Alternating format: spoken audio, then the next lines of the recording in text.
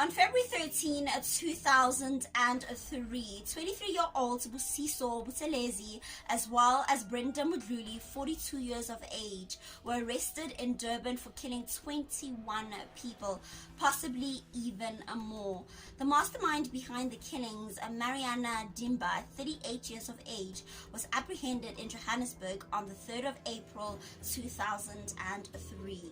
The aforementioned people would take out funeral covers in a person's name. Then they would act as beneficiaries. They would do this through using fake IDs and sometimes even their own. They knew very well that a funeral cover did not take more than 48 hours to pay out. And they also knew that they couldn't put in too much money as it would look too suspicious. So they would normally put down 10,000 Rand or 15,000 Rand on that particular person. Prior to actually opening the funeral policy, they would actually open a bank account in that person's name, so that when the funeral cover or the people working for the funeral policy, when they call the bank to ask if this person is actually banking with them, nothing seems out of the ordinary. Once everything is set, they pay the funeral cover for 2 to 3 months, then they cash in. Homeless people as well as prostitutes would be the target for these people. They would roam the streets looking for the homeless as well as the prostitutes. Once they got their target, they would bring them or lure them into their car, get them drunk, and once they pass out, they would carry out their heinous crime. They would then kill the person, then remove every item that would identify them. Then they would move on to writing their contact details on a paper, then placing it into the clothes that they have now put on the deceased. They would also put a new name or give a new identity to that person. Now that identity would match the one that they have taken out with the funeral policy.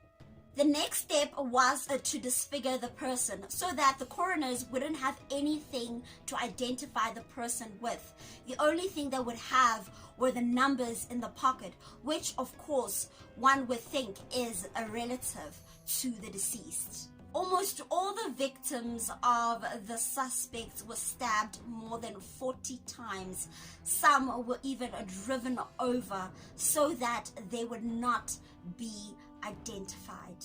However, the whole syndicate unraveled when it was found that the people that are proclaimed dead were actually alive. All 3 suspects pleaded not guilty to the murders of the 21 people. Investigators believed that these people did not work alone. They must have worked alongside people in the Department of Home Affairs, because it is impossible to change IDs so easily. Now, this video actually teaches us to be very careful with our identity documents, because anything is possible. May the souls of those who were victims to the suspects rest in peace. It's almost 17 years since this transpired, and I hope and I pray that our government can work on making it better, putting measures in place so that these syndicates would no longer exist.